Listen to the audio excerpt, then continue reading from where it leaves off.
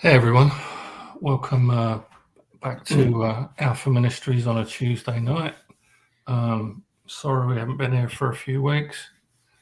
Life seemed to get in the way, but here we are, kicking off another class, and what a good subject to be talking about: the flesh, the carnal nature, the gift that keeps on giving. I'm laughing now. Do what, Ron? I want to focus on the comfort. Yeah, right. Yeah. Well, we've got it's kind of like a sandwich. We start off good, we get real, and then we finish with another part of a good sandwich. You know what I mean? Yep. Depending on how the Lord wants to do this. So I was listening to John, and it just struck me how I don't know if you guys get the newsletter, but lately here they have been so good. He's just not, I mean, not that John ever minced his words or anything like that, but he seems to be cutting to the quick, real quick, you know. And this week, one of the things that jumped off the screen at me is when he was talking about how it's not if, it's when. It's if you're walking around and you're not going to deal with the flesh at some point during the day, then you need to look for a pulse. So maybe we'll get into discussing with what dealing with the flesh is, but a blanket statement is not believing the gospel, not believing that you need to, not believing that you're loved, not believing that you're accepted, not believing that you're forgiven. It could be from a circumstance out here. It could be from the voice in your head. You might have got out of bed the wrong way. But for some reason, you're out of step, out of kilter. Everyone around you is pissing you off, including you. And the way that what I heard John talking about was there's no condemnation in that. I'm cutting to the chase, but I'm gonna jump back a bit. And it kind of just brought home to me how I think I've used this term before. Believing the gospel is a knife edge, and how you can go either way at any minute.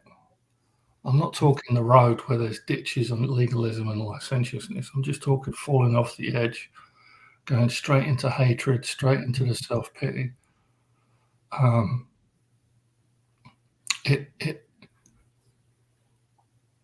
It can happen at any minute. Now, for a lot of people that are listening, a lot of people watching, and the guys here, that's kind of a no shit Sherlock kind of moment. But in the rest of the world, that isn't. There's people that go their whole Christian life that don't talk about what's going on in their life, that don't, everything's fine, brother. Everything's cool. Everything's okay. And yet, talk to the rest of the family, talk to a spouse, talk to, it's like a lot of these people that are in recovery, I've been clean for 25 years. You talk to the wife and he hasn't had a drink in a while, but he should, he'd probably be a much nicer person to be around. See, what we're talking about is a quality of life. John bounced off of Romans 7 and Paul had been the number one Christian killer in the world.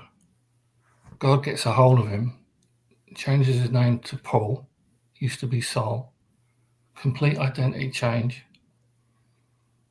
and he sends him back into these cities and towns where he's killed a lot of these people. Jump forward to Romans 7, and he's sitting in the prison cell having a meltdown. Why do I not do the things I want to do, and why can't I stop doing the things I don't want to do? Oh, wretched man that I am.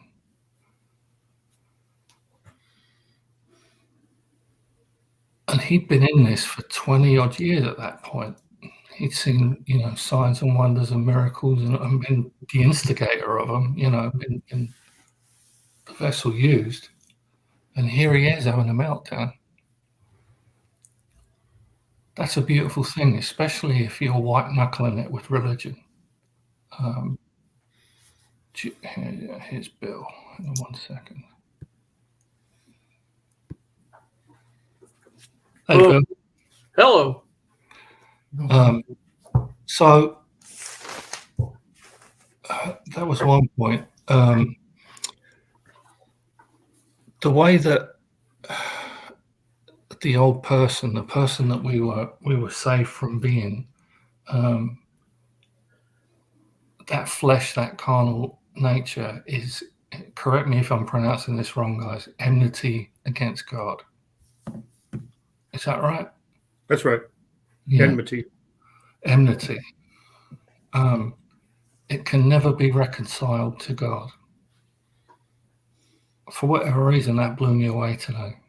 Because part of me, I guess, in my flesh still thinks that, not that it's fixable, but maybe it'll calm down a little bit. Because really what I'm finding is it's getting worse. The more God is talking to me, the louder it gets. It's just. I think that's just part and parcel of maturing in Christ. Not that I've arrived or anything like that, but been in it a while now, and I do hear God's voice. But it seems like I'll hear God tell me, and He'll answer a prayer, and the next morning, my flesh wants to throw a tantrum, and I'm a complete idiot to the people that I love. And hey, Frank. Hey, Frank. Hey guys. Hi, Frank. And I'll close with this. I love the way that John describes the flesh. Basically, a hog-tied prisoner in a bamboo cage, up to water, and he's up to his neck in water. And in our foolish pride, we think we can get out of that. And that reminds me of the Black Knight on Monty Python, when they start off and there's, the Black Knight is surrounded by 6 knights on horses. They just keep coming back to this knight throughout the whole episode. And in the end, he's just a torso laying on the floor, no arms and no legs. And he turns around to these knights that are still on their horses, they're cool. And he's just this torso with a head laying on the floor, and he says to him, looks up and he says, "So you think you've got me now, you bastards?" So they rode away, and he says, "Okay, we'll call it a draw."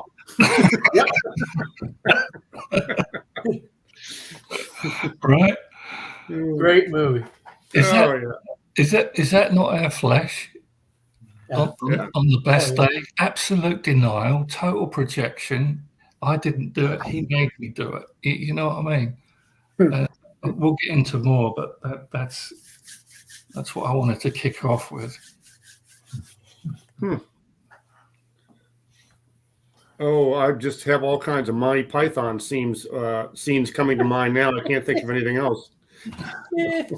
Well, there's one word, Daphne, but that's probably not politically correct right now. Oh, dear. Oh, man.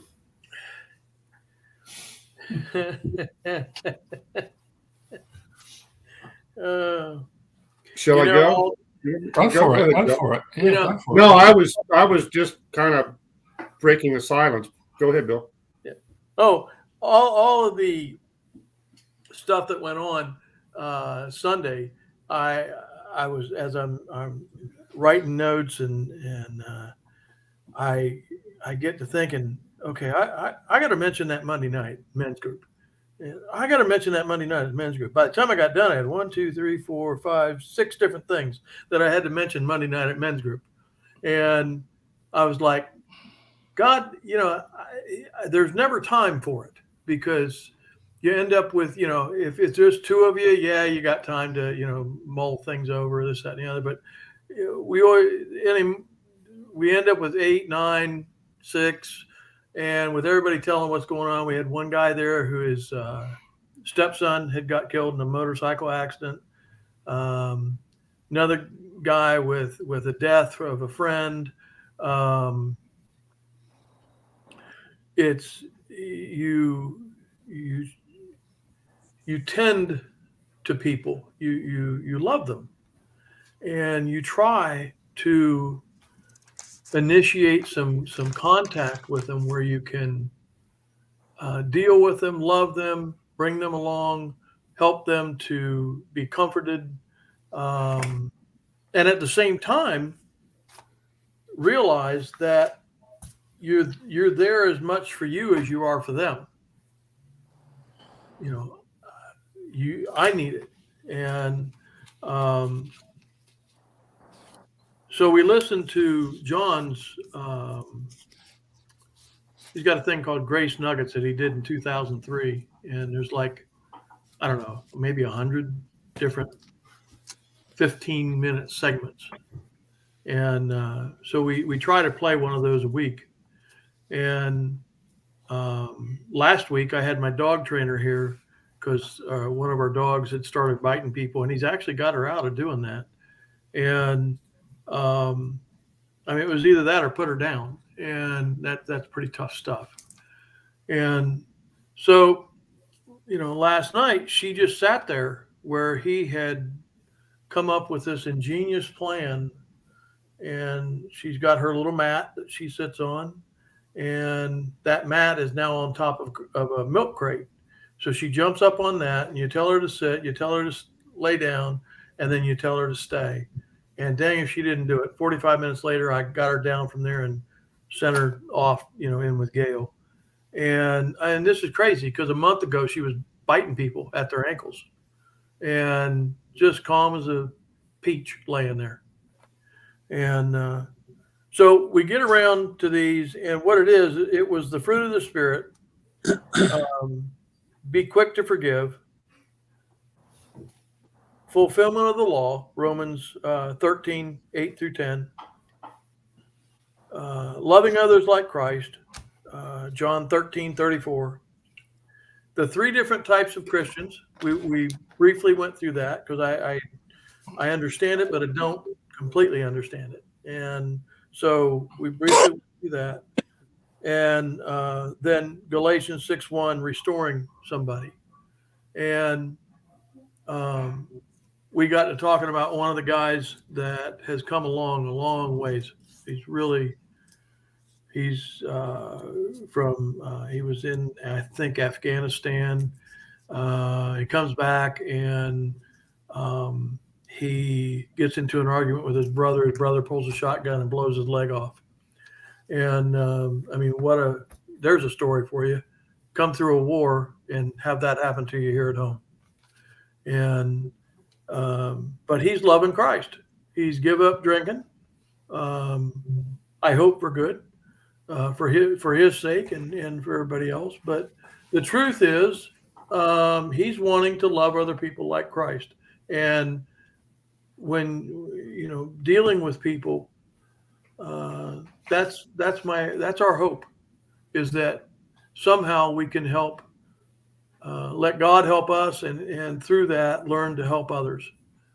And so that's what I got out of Sunday. All them notes that I wrote, I was able to use it to give to somebody else.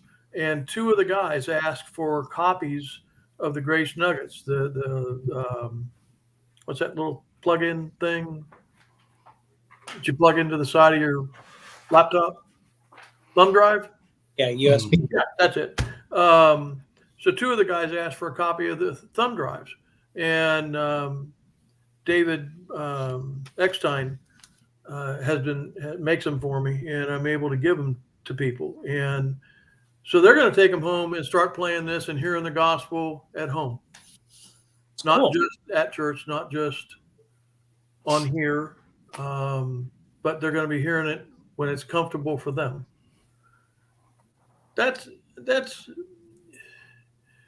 I get what you're saying, Martin. I don't understand how God can use me because I know my past, and certainly I know he does. There's times I wonder, but that becomes our testimony. That becomes our, when we were at enmity, because I had to look that up when John was talking.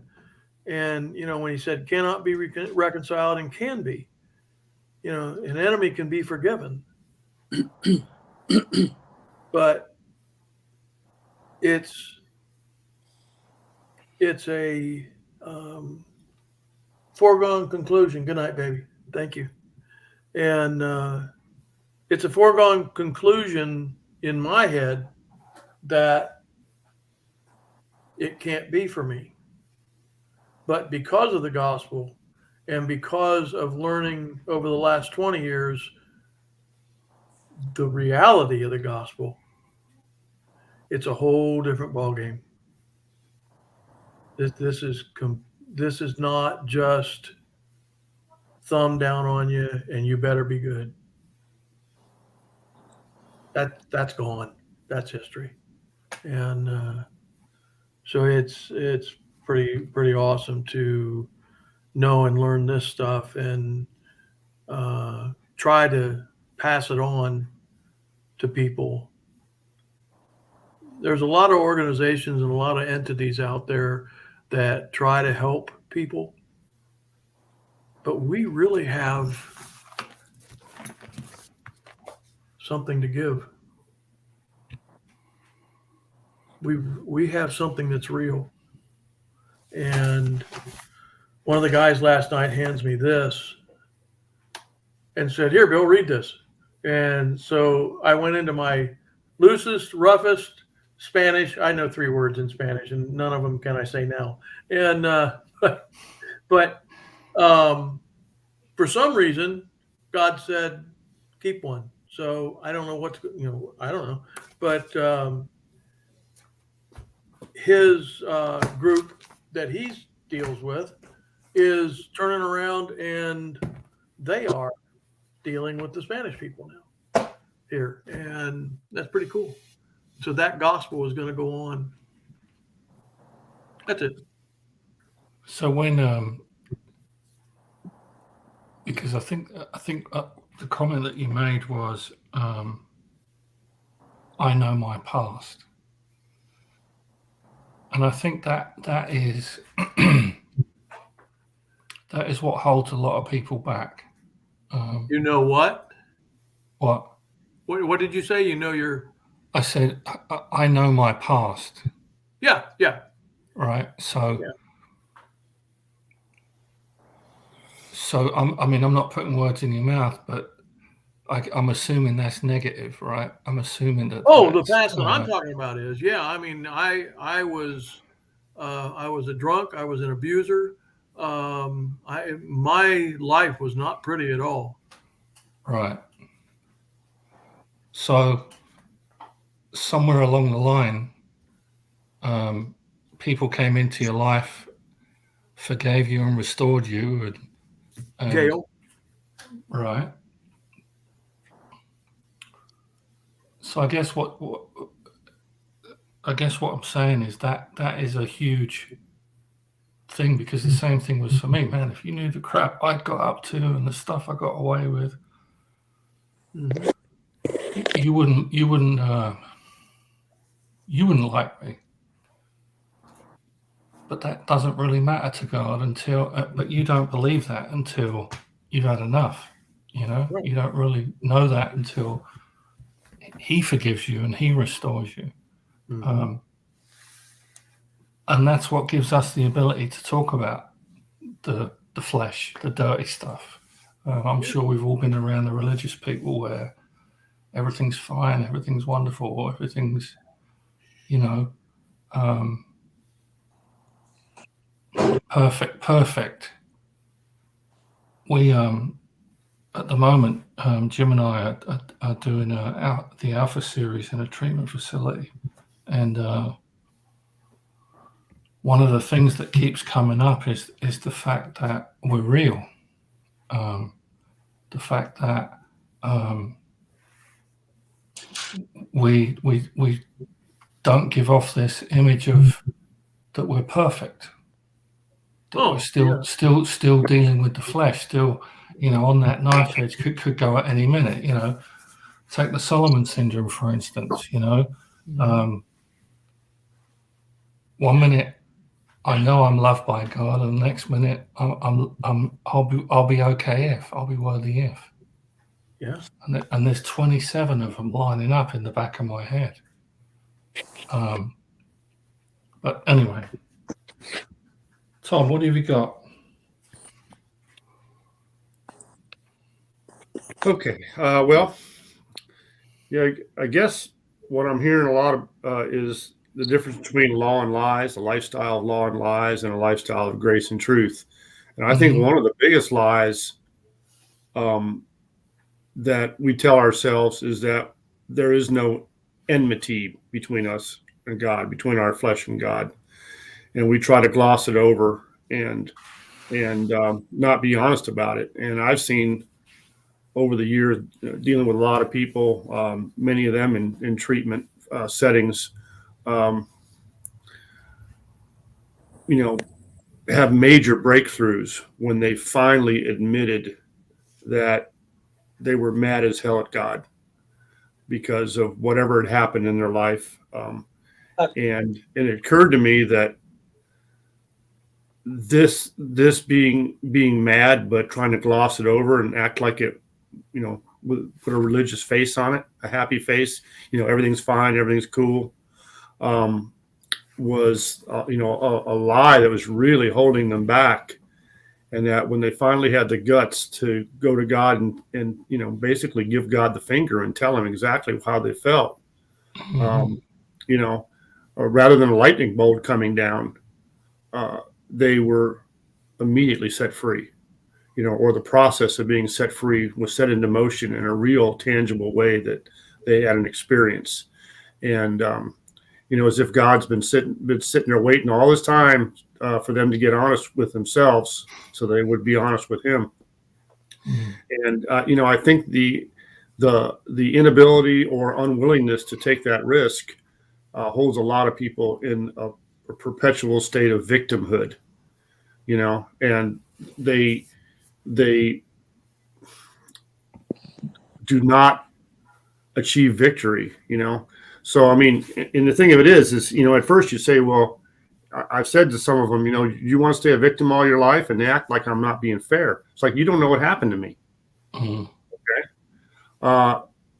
But they don't realize that in spite of what happened, that victory is still within their grasp. And I think a lot of it starts with that being honest about the enmity, you know, and taking God's word that there's enmity there. It doesn't shock me or surprise me a bit. I've been just waiting for you to wake up and realize it and be honest with yourself.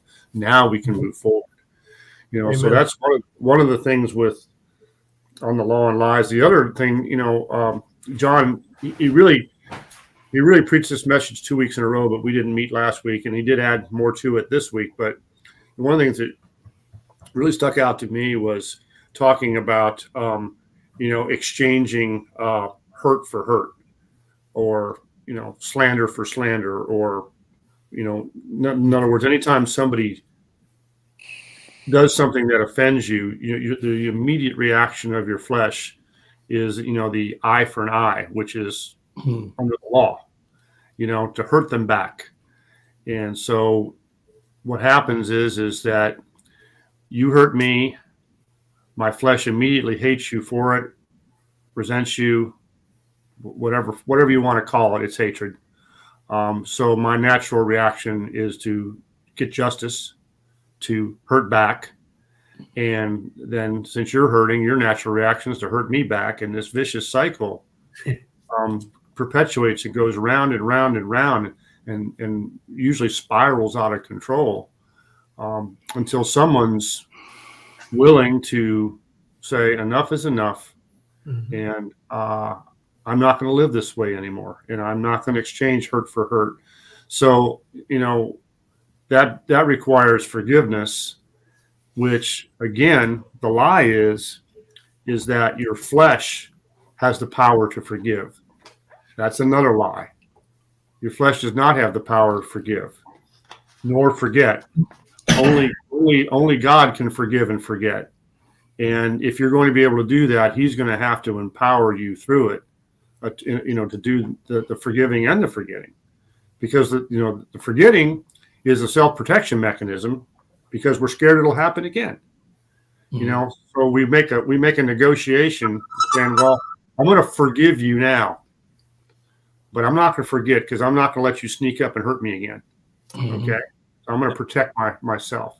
So that's another example of law and lies.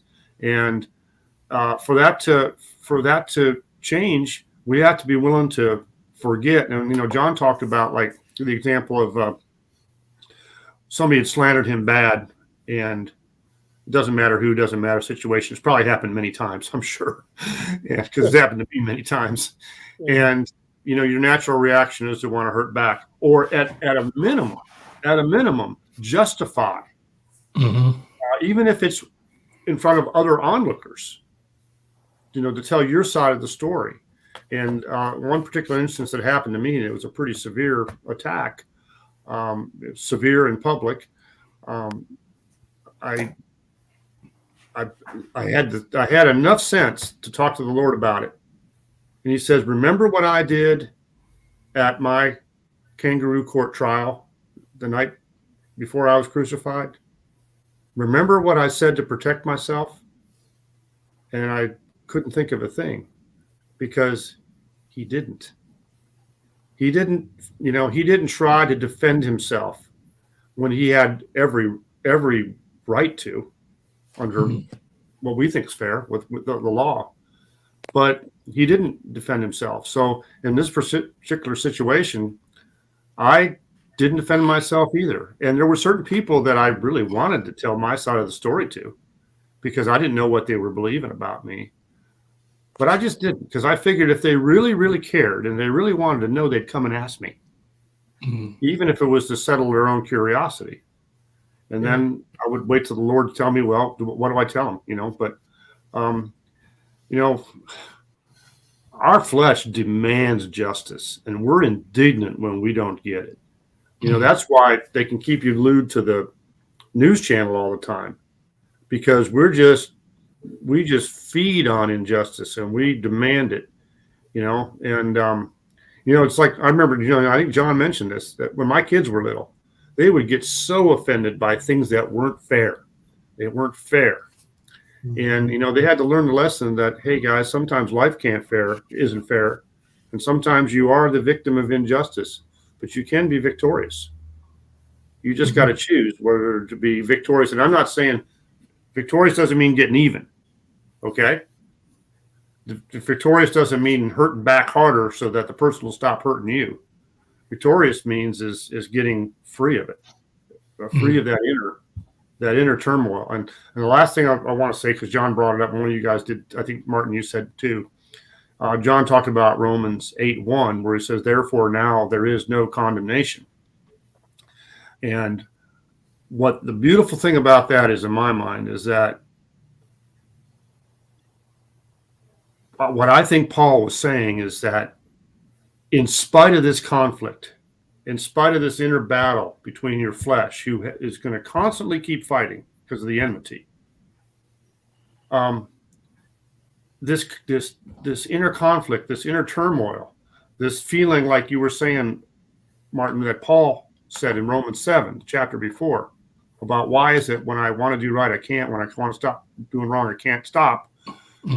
This feeling of wretchedness is proof positive that there really is besides your flesh, a brand new person in there, because if there wasn't, there'd be no conflict. Absolutely. And I noticed a lot of people who claim to not be believers often tend to be more emotionally healthy than believers who can't grasp the beauty of the gospel. The believers that are, I believe they're believers. I believe they're saved, going to heaven, born again, whatever you want, how you want to describe it. But they're emotionally unhealthy because they bought into this lie that says now that I'm a believer, this is how I have to act. This is how I have to talk. This is the facade that I have to portray. Right. And like you were saying earlier, that you may be able to fool the people that don't know you very well, but get to know me close enough, and you'll see my flesh, because I can't cover it up. Best thing I can do is be honest about it. Right. So I'll Right. stop with that. Yeah. Well, some good points there, mate. Absolutely. And I think,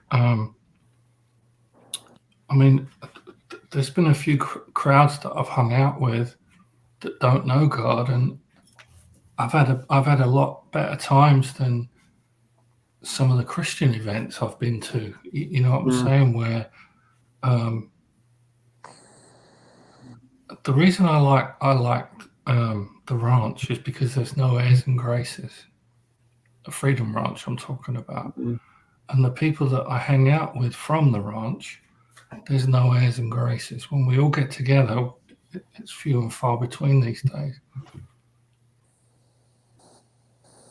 The odd one out is the one that's dealing with shit and not talking about it. It sticks out like a sore thumb because it just does, you know. And man, I'm so thankful for that. I mean, there was one time I was working cows with John Hales and John Glenn. Well, they were working cows and I was the entertainment. Been there. Yeah, right. And I don't know what it was just my day, you know. And I'm sitting in the back of John's truck, John Hale's truck, and I've just been bitching and moaning all morning about my life and how much it sucked, and just having a real pity party. This was a few years ago, and John turns around, John Glenn turns around, and he's talking to John Hales, and he goes, you know, and I'll leave out some words. He goes, you know, John, I just can't stand these people that, you know, they have the king of the universe on their side, and all they want to do is have a pity party. And now that was the condensed version. And I'm sitting in the back of that truck, and I'm like hating John Glenn, I'm hating John Hales, and then it was like the next minute I'm laughing with them. I'm laughing at myself for being an idiot. You know, I'm laughing at myself for trying to be in control because, like you just said, Tom, I'm justified in my weirdness. I have every right to be a grumpy old bastard and hate everybody around me. That's what the voices were telling me. Oh, well, you know, if I bet nobody else is going through this is another one. And like you said, everything revolves around law and lies or a payment system. You know, there's some sort of give and take. Well, and it doesn't involve the gospel. It doesn't involve submission. It doesn't involve powerlessness. It can't. No, because it's like a rabid animal, you know. Yeah. One time when we lived in Okeechobee, I chopped a diamondback was in our backyard, and I went out with a shovel and chopped it in half. It was still running after me. You know, the half with the head. I've never seen that in my life. You know what I mean? Yeah. It's like, oh my God. You know. It's the dead snakes that bite you. Oh shit, man. I'm Yep. telling you, it was unbelievable. And this white boy can run. Let me tell you, it was. But again, it's like just when you think you've surrendered, there's more. You know, it's like you just have to give up. You just have to surrender. You just have to put your arms out and ask for help.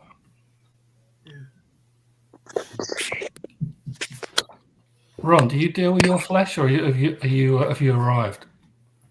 Oh, I've arrived. Well, I've right at total indecision on what I'm going to believe.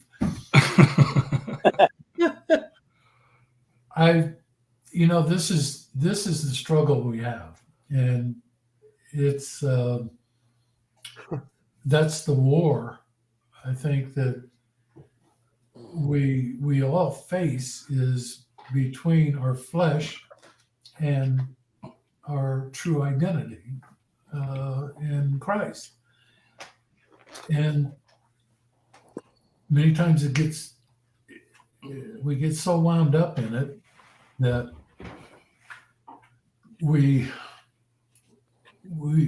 want to overcome the flesh instead of believing it's already been overcome, and not by us. People, you hear a lot here, I have at least lately in churches and people talking about Christianity, and that you got to make the right choices. You always have to make the right choices. And they always use that in a plural. And that's where I've come to draw the line is I have but one choice. There's only one choice that I can come up with, that I believe any Christian can come up with, who's honest with himself. And that is, do I believe what God says, or do I believe what my flesh says? Because my flesh is never going to say what God says. And God is never going to say what my flesh says. And what they say is my motivation to what I do.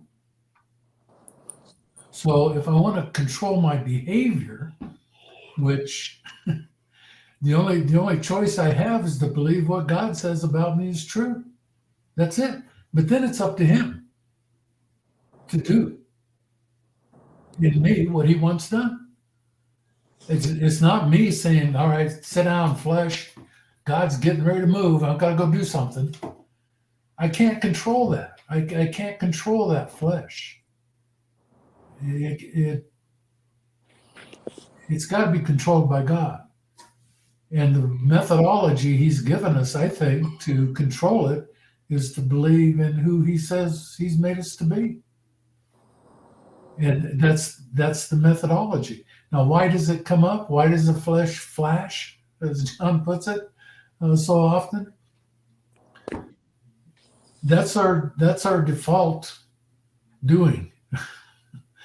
That's what we've been raised with, what we've been crammed in us through society, through Satan, through everything that we've experienced in life.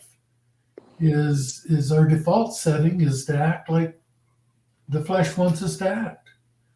What's new to us, and it's because of faith. Well, we've seen all of that. Bill, you talked about you've seen your past, you know it. And yeah, I've seen mine, and I know it too, and I don't like it. I don't like it much, but there's no way I can change it. Nope. There's nothing I can do to make it disappear, as Tom was talking about the forgettery thing. It'd be nice to forget, but we don't have that. Not in our flesh. We don't have that choice even to forget it. So it's a total dependence on God to work in our lives to do what he wants us to do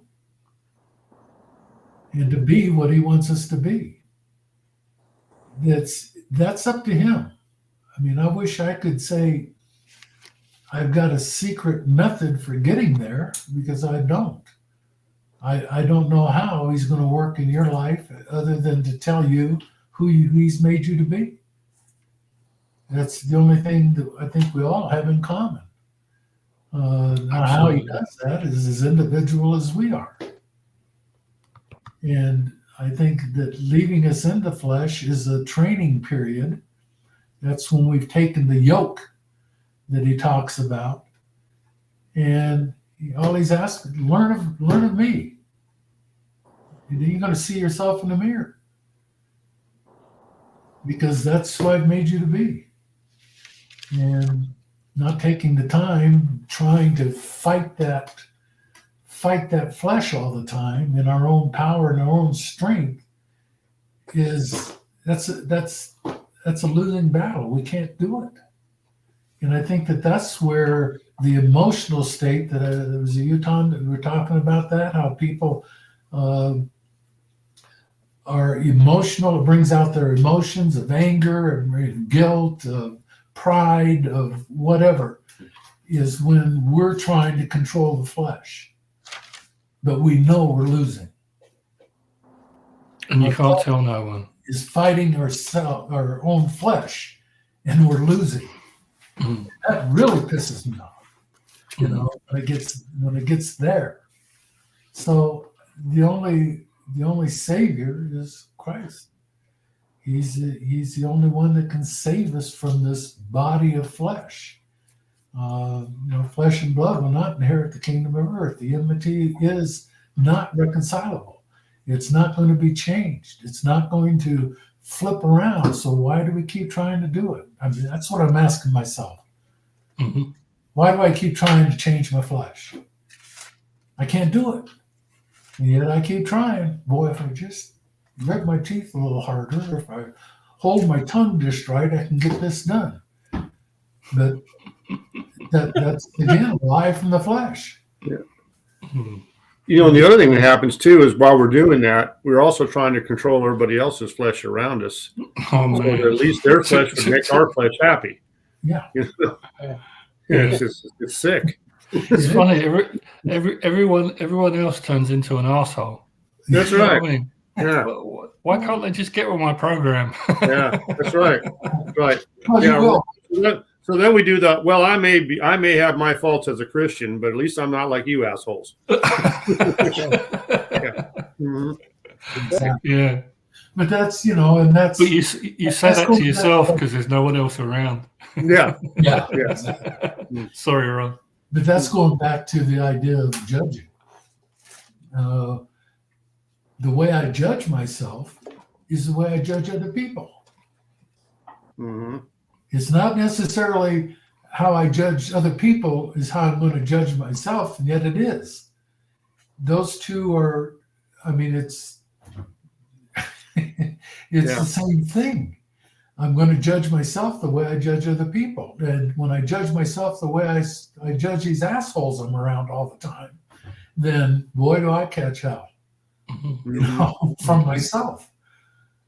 And Yeah. And there's no grace in it whatsoever. None. Yeah. It's all Yeah. judgment, like I'm good enough to do that.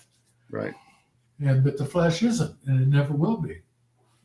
So changing all of this is what Christ has already done. He's already accomplished that. Mm-hmm. And that's the baby step. That's the milk of the word. That's just drinking in that milk and relying on him to deal with my flesh. You got to deal with it, Lord. I can't do it. I can't. Yeah. I can't even. I don't want to even try anymore. I can't deal with it. I can't do it. I'm trusting you. You handle it. I don't know where else to go with that. Well, there is nowhere else to go, Ron. I mean, that's the beautiful thing. Yeah. But again, I don't know why I keep coming back to this, but what you just described sometimes takes people a lifetime. Mm-hmm.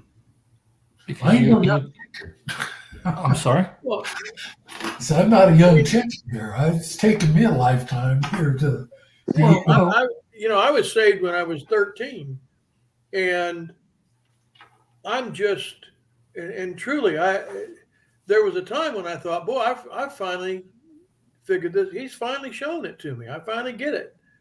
And then the more I thought I finally got it, the more things happened. Mhm. And the more things happened, the less I thought I had it. And then I hear the Apostle Paul talk about his can't do what he wants to do and does what he doesn't want to do. And of course, the ultimate, the end to all that is us recognizing that the one who saves us from any of this, I don't care what it is. I don't care if I'm a DUI driver. I don't care if I'm a drug addict. I don't care if I'm a workaholic, which sounds good. With all the people that don't want to work today, to be a workaholic, well, I don't know. Maybe that's not a bad thing. See, there you go. All of a sudden, the workaholic isn't so bad. And so in our mortal minds, we start to make things look kind of good. yeah, we rationalize and justify. Yes, exactly. Mhm. And he says, what a wretched man I am. Who will rescue me? Rescue, okay, like a ship out at sea, like the prisoner. I have a picture here of a man.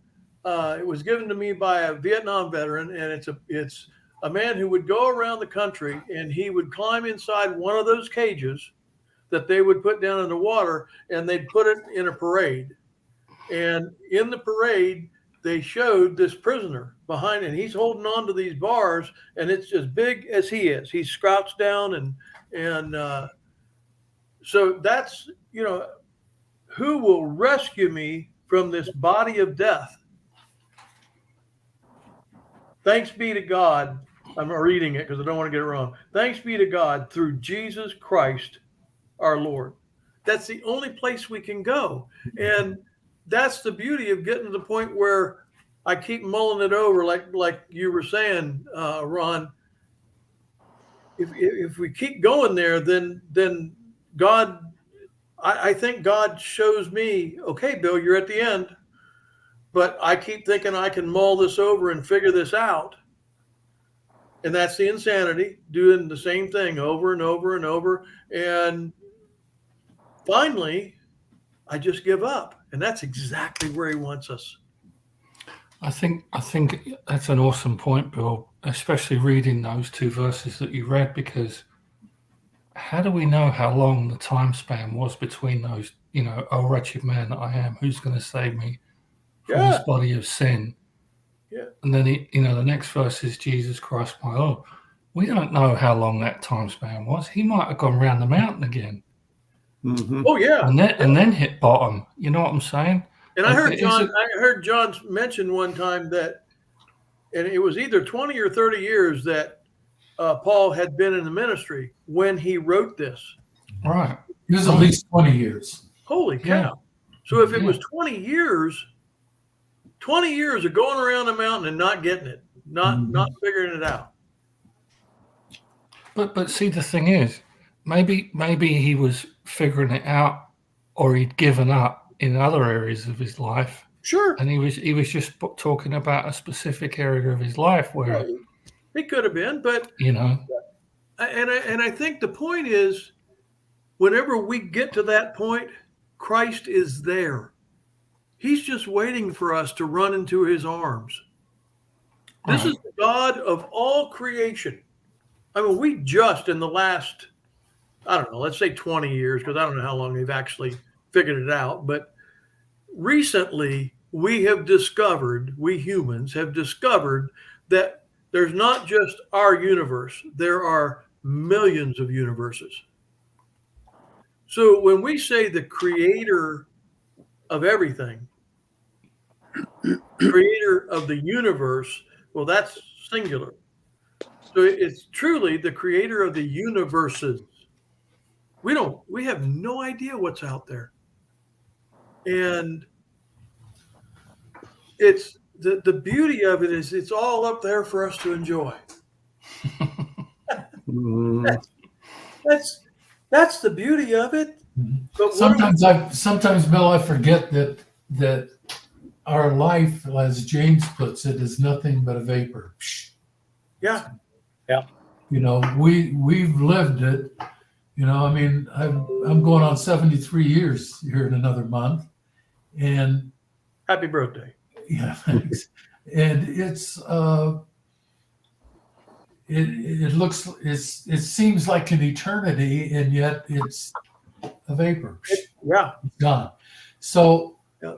you know, in God's eyes, this flesh battle that we're fighting is so temporary, it's unbelievable to us. It's such a short period, and yet it's seems so painful when what he's asking is for us to trust him.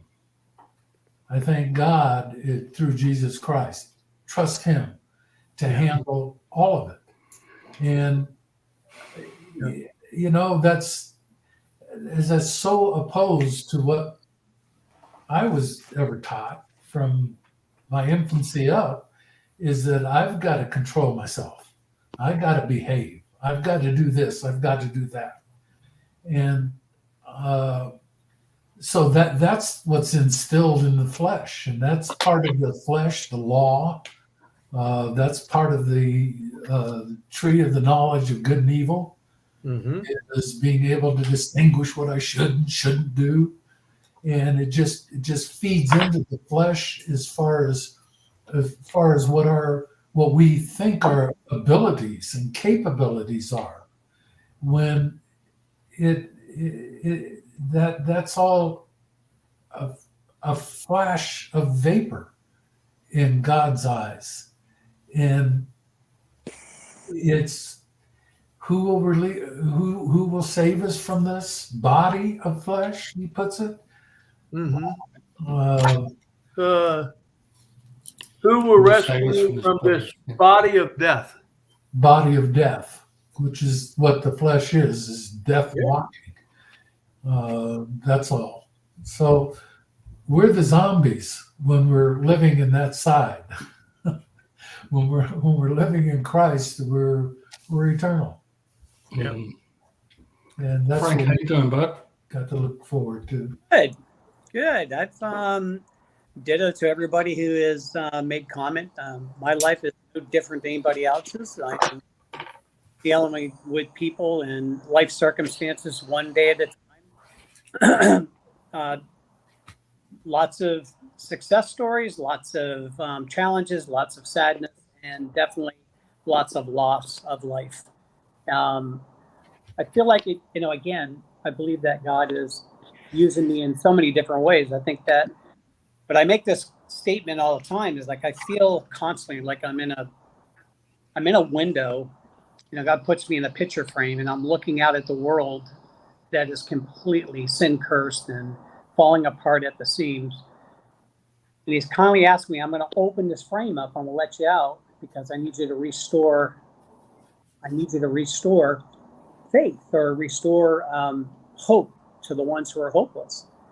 And that's where the correlation that I'm making is, that's where he opens the door when I go out and I help that individual, whatever it may be. It may be it's a crisis, it's a mental health, it's substance abuse, a placement, but one by one, and that's really my part. It's really my part, what he's got me doing. And besides that, this home is watching, caring for my family and loving my own family in the ministry and caring for myself. I spend a lot less time beating myself up about the things I should have done or have done in the past. I don't know. I've arrived at a place where I'm comfortable with myself. I kind of see the end of the path now. Bill, you'll understand a little bit. I entered the drop, so I'm feeling a little bit. I can see the end of that whole work history. It's a part of that.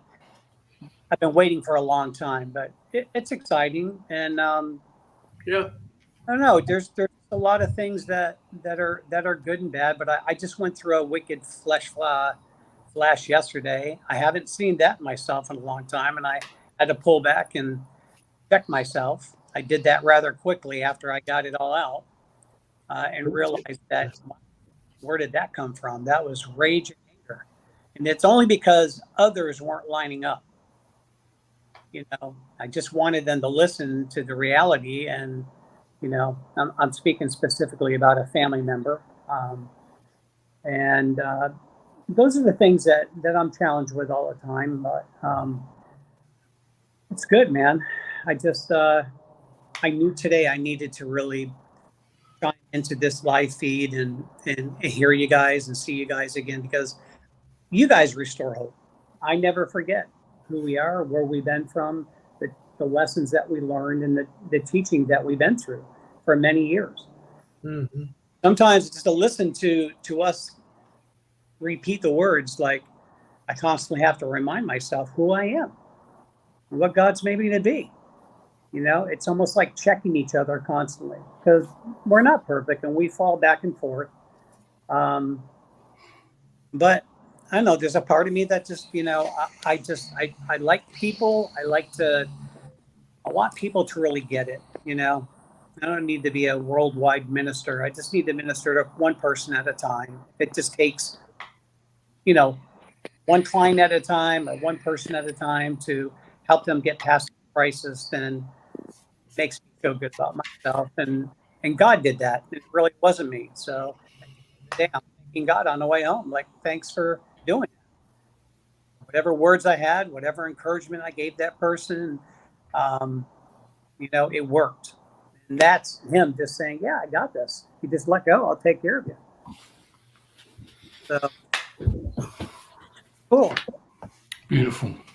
I think that's important, what you're saying there, Frank. And, a lot of people think that the ministry is those people that are up on stage that are teaching, in front of large audiences or putting on classes or have that gift of teaching.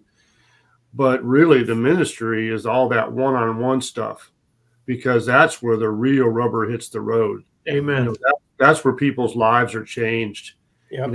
And you can't discount that. Here we are. There's 5 of us, right? So, if each of us ministered on a personal level to 5 people tomorrow, and those people got healthy enough to be able to start ministering to the 5 people that they know, it's an exponential thing. So I don't think it should ever be discounted, the importance on those one-on-one relationships. I think they're vital.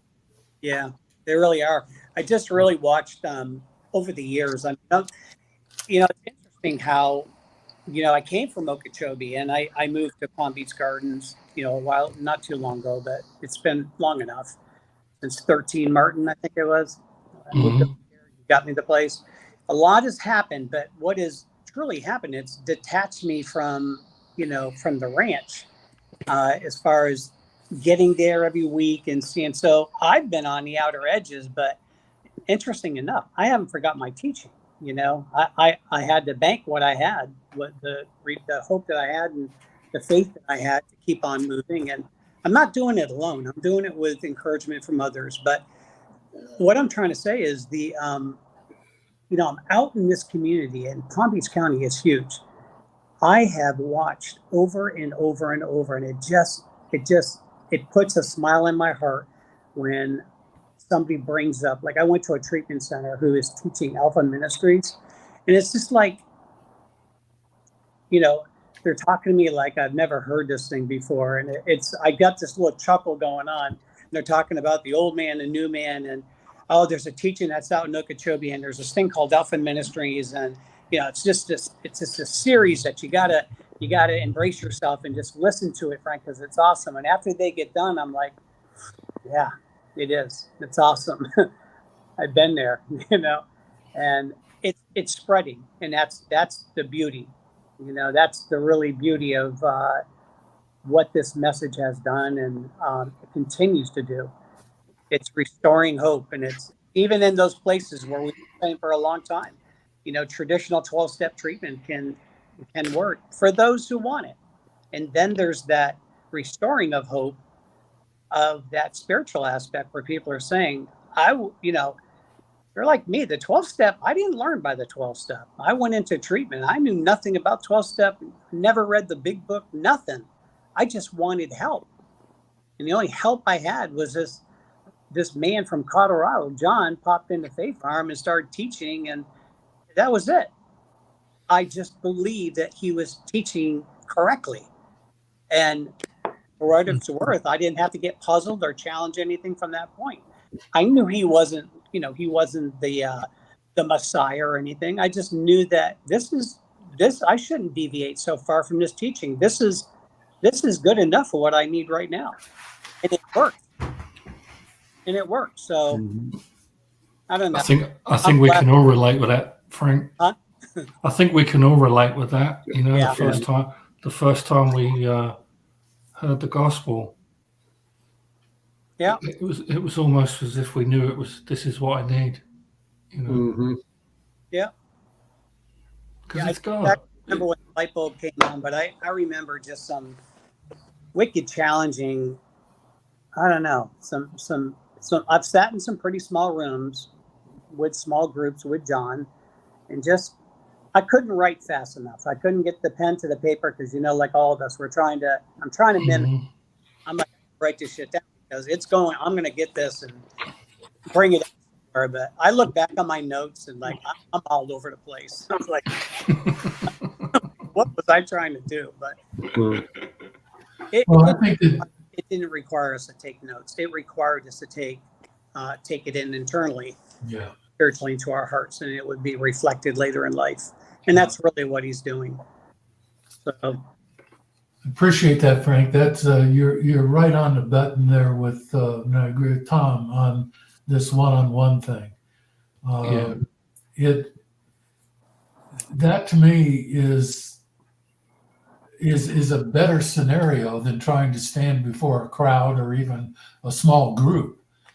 in that you've got full attention usually one-on-one.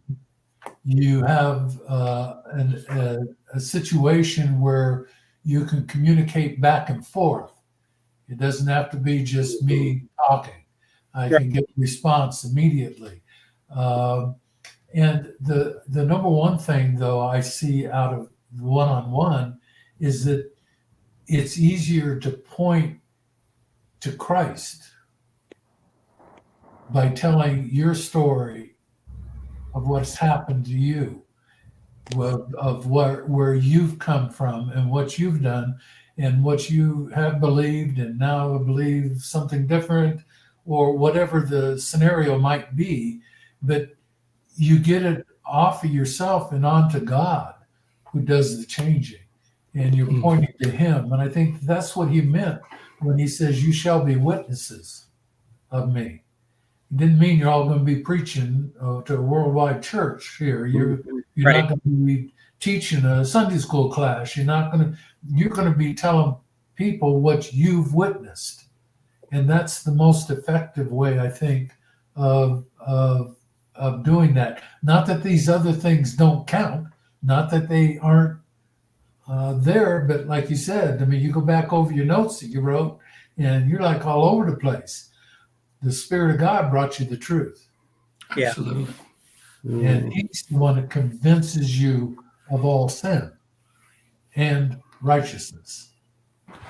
I mean, I don't think we have time at this go around, but maybe next week or whenever, if it comes up again, I guarantee you we'd have a right laugh if we all shared some of the weirdest places we had conversations about God.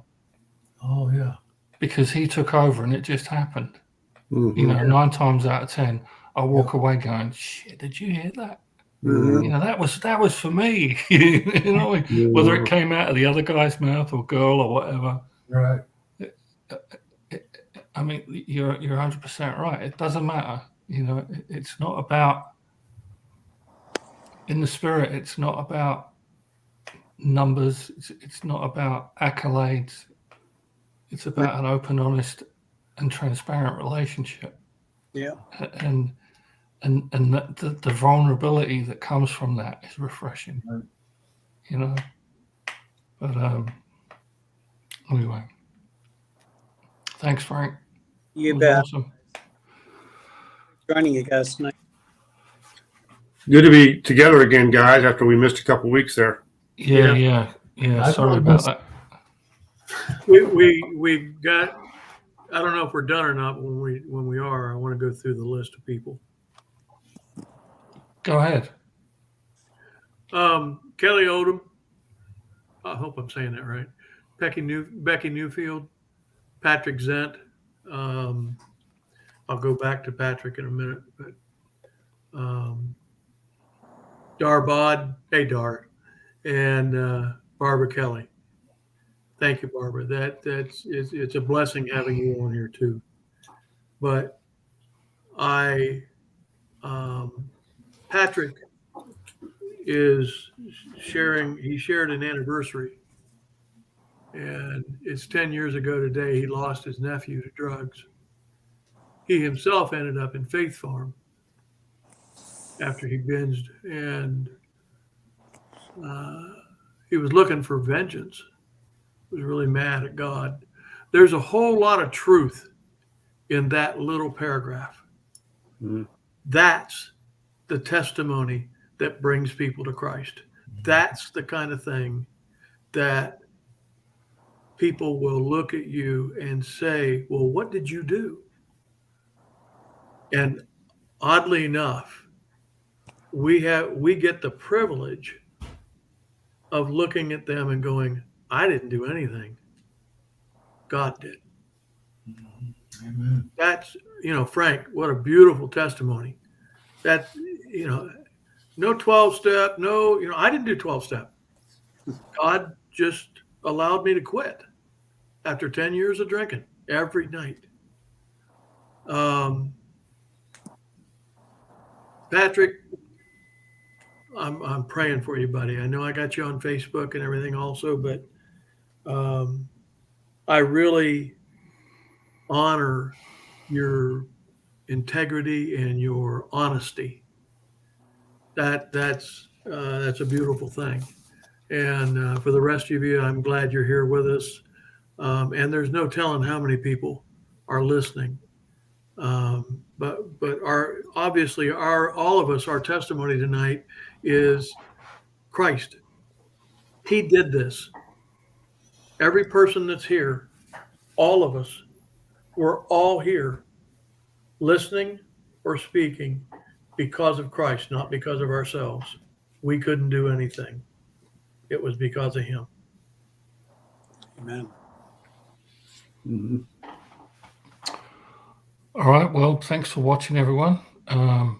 Freedom Ranch Sunday at 11. Tom, at what time do you do your thing, Tom? 9. You can 9? Find it on the Alpha Ministries YouTube channel or on my Facebook. But you don't have to get up early. If you don't get up on Sunday morning, you can watch it forever, I guess. Oh, man. Now you tell me. How long have you been doing it? Yeah. It'll take you a while to catch up. I think it's been since COVID started. Oh, wow. That's when John. That's when for a couple of weeks we shut down our church service. But you know how our group is; they're not scared of anything. So, but we did it. We did it on the internet, and I said, well, I guess I'll do my Cowboy Church on the internet too. And I thought it would only be for a couple months, and still doing it. Yeah, man. It's Didn't awesome. know how long-winded you really were, did you? Yeah, really. Yeah. It kind of makes you wonder if John thought, well, we'll get back to Colorado in a couple weeks. Really. No, I've really enjoyed listening to your illustrations with the horse training. Oh, That's just yeah. that's just spot on. Well, that was an outreach to the horse community, because my messages were primarily at rodeos and horse shows Right. on Sunday mornings, and I would use what they knew about horses to try to see themselves, the way God sees them. And now it's a broader audience, so I try to explain what I'm talking about as I go along. Yeah, you did a good job of it. Tom. We appreciate that. Tom, I Okay. need to get my son-in-law to call you. He wants to be a cowboy all of a sudden. Now watch Yellowstone. Oh yeah. But he wants to have no money and I a want- lot of sore what I want. body parts. Like, okay. Yeah. I've actually got a horse that's sire was on Yellowstone. Really? Played himself. Yeah. Oh, One of the horses that John Dutt was looking to buy, one of those high dollar horses. Yeah. yeah, he's yeah. the daddy of the horse I'm riding now. Oh, wow. Huh. Yeah. Next time I see you, Tom, I want your autograph. Yeah. For a small fee. Yeah, those horses ain't cheap, right? Boy, they ain't. Yeah. They never Yeah, stop remember- eating. Remember, guys, when we go out to the ranch, we're among greatness. I mean, the horse. That's right. Yeah. Yeah. That's right. All right, so Tom's Sunday morning Freedom Ranch, and we've also got Reach at 9 o'clock over on the coast in Fort Pierce. Bob Jernigan and Dave Shields. Again, thanks for joining us. It's good to be back. Good talking to you guys. We will see you next week, God willing. All right.